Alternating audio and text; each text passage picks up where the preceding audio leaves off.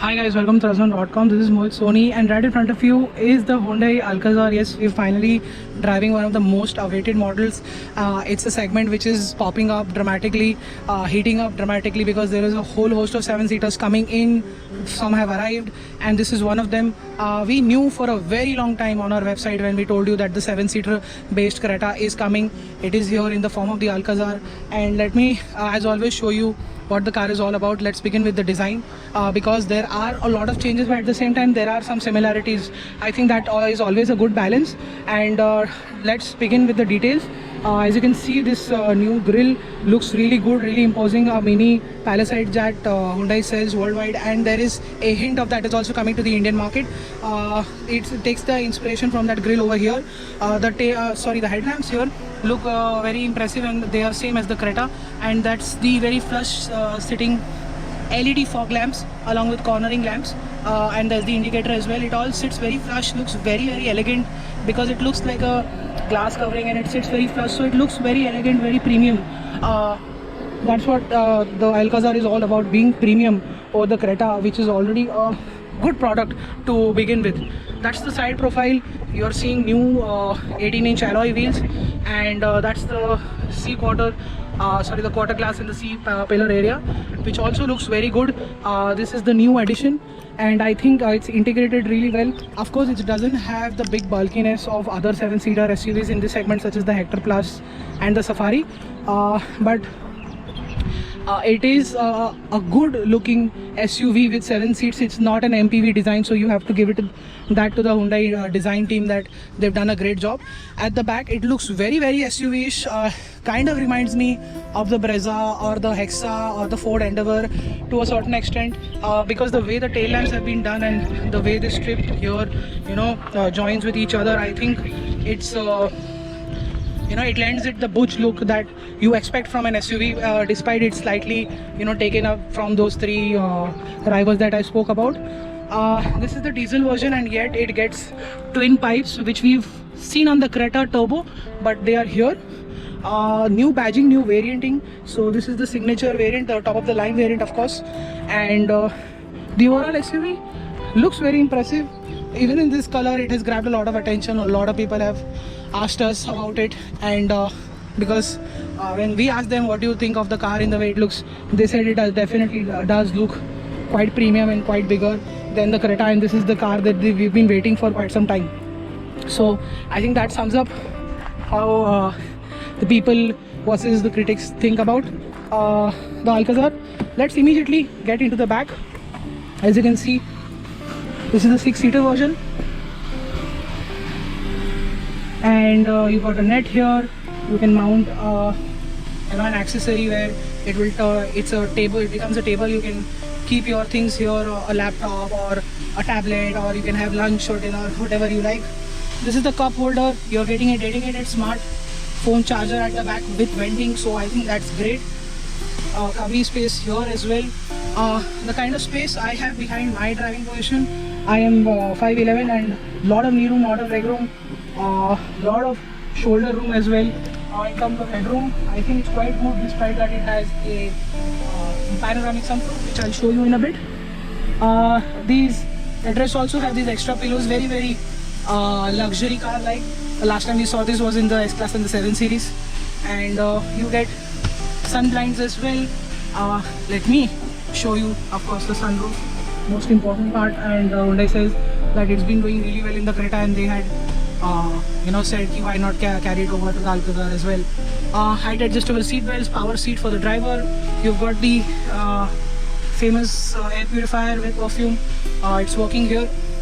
Bose sound system, I think it's good, but it lacks power. I think enough wattage would have made more justice over the Creta. Despite it's a very good system, but it could use more bass and power. Let me show you what the boot is all about before I get into the seating part. That is 180 liters of boot space. As you can see, this is the amount of space that it can have with all the seats up, and I think it's pretty decent to have some space while having 7 seats. This is usually a minus point for a lot of 7-seaters because they are made from 5-seater SUVs. Well, this is also not very impressive, but it's still good enough. The layout is very impressive, so you can keep a lot of stuff like this, and since the height is quite high, you can keep a lot of taller bags here as well. So let's begin with the most important part, which is the the third row of seats. It's very easy. As you can see, I will just fold this seat with one action and bare minimum effort, which is great. And now I'll get into the seat where it's pre-adjusted for somebody to be very comfortable. How am I comfortable? Well, I think somebody smaller than kids will be absolutely comfortable here. I think the seats are good. Of course, there's not enough space for adults, but small adults, children should be very comfortable at the back, because they have their own charging socket, their AC vent, and you've got these things here to these are hooks basically to keep anything that you like. And the blower control is here as well. Here we go. And AC vent charger here as well. So I think pretty impressive. You have a hook here as well, and leather seats, perforated. Really good touch for the Indian market. And yeah, that's what the experience is here. I think it's pretty good. It has the longest wheelbase in the segment, and it shows that Hyundai has used it rather well than we expected. And of course, it's a 7-seater. It's a completely new car based on a very good platform, so it had to impress, and it does. And now let's go to the front, where we have a lot of things to show you.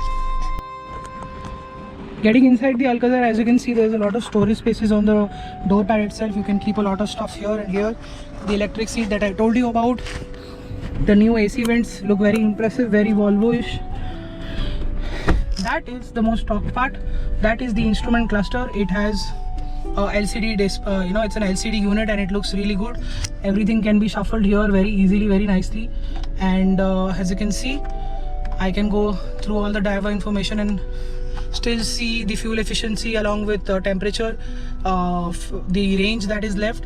This is the diesel manual, and you've got parking sensors here, traction control, start stop, button for the light dimming, and of course the 10-inch screen here looks very nice, very impressive as always. It works really nice, very smoothly, doesn't get you into any trouble. It's very easy to use. And I told you about the sound system. It's good, but it needed more watt, more power, to actually feel very premium. I think it's good considering this segment, but it could have been better. You've got a 180 volt 12 volt charging socket, USB, a fast charger, electronic parking brake, auto hold. These features are now seen directly lifted from luxury cars of very higher segments. And of course the Hyundai traditional signature cooled seats for both sides. And as you can see, the interior as well, it's got this brown dual tone. I think it's going really well. The seats also have the same color. There's a lot of aluminum sort of used here and here. And you've got cruise control as well. You've got ambient lighting. I showed you earlier at the front. It's got all LED lights at the front, and it's got a BlueLink system which can pretty much do everything you want, and it's one of the largest BlueLink connectivity, the connected car system, which has a long list of features. So with a voice command, I need to press this and I need to say I want to see the sky, so the sunroof will open. So let's try that out. I want to see the sky.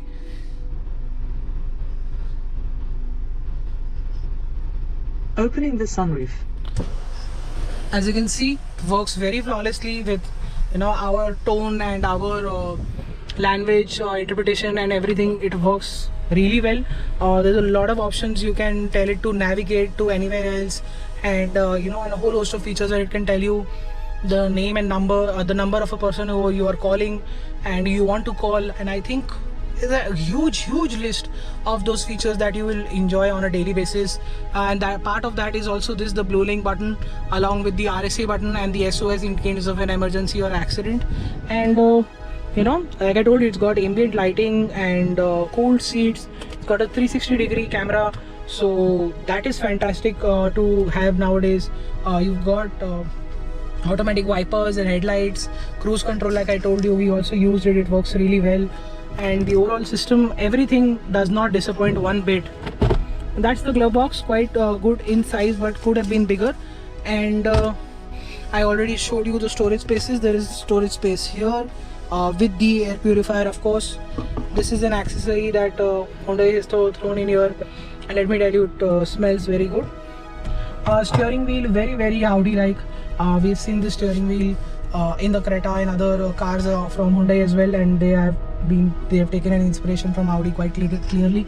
It looks good here, and it's good to hold, very nice, quite chunky. Leather wrapped, of course. It's leather here as well. Of course, there's no handbrake, so no leather required. You make things electronic, you save money, and you can pass that on to the customer. So I think that's fantastic. AC works really well. I think only second to Tata, because it's been cooling quite well. It's getting really hot here in Mumbai when it doesn't rain. So kudos to the AC that is keeping everybody cool. And I told you about the long list of features that this car has. Maybe I missed out something, but definitely in the top end variant you're not going to miss out anything. Even in the automatic version you will get remote start and driving modes. And in terms of safety, as you can see, it's got blind spot monitoring on both sides. We saw it on the Honda City, but it was only on one side, if I'm wrong or if I'm right. And it's quite impressive to have it on both sides. It's been crazy tackling early morning traffic in Mumbai, and this has helped us navigate the size of the car. Because it's a new car, we are also getting used to it, so this has been helping us quite a lot. And yeah, that's the long list of features. And now let's jump to the driving part. So behind the wheel of the Hyundai Alcazar, how is it like to drive? Well, we have the diesel manual version. This is the 6-speed gearbox. And what do we think of it? Well, to begin with, it's a very smooth, very refined engine. It only sounds coarse and slightly louder after 4000 RPM. Even considering when you consider the other diesel engines in the segment or above or below the segment, it's still the quietest. And as you can see, we're doing 60 kilometers an hour. We cannot hear one thing. We are in 5th gear, so NVH levels are fantastic. Even the sound and wind noise insulation is pretty impressive, if you ask me. It does feel like a premium car to me, that is for sure. This time Hyundai always expands the feature, the feature list so high that we think we are only getting features, but this time the experience is actually very impressive. And the NVH, that is. And so given the fact that this is a 7-seater and it only has 115 PS and 250 Newton meters, which is down from the previous Creta, and now this is a 7-seater version that has the same engine and same power and torque. And is it Hyundai's Triber moment? Well, not really. Of course, this is a diesel engine. It's got a lot of torque down. We've not done the 6-seater, 7-seater test, but we put 3 full-size adults in the back for a brief moment, and I didn't see any complaints over there. It did pick up very smoothly, very quickly from the lower end of the power band, and it looked that it was not struggling one bit. So I think that's fantastic. Secondly, I told you NVH is great. While driving solo right now, I think there is just about enough punch.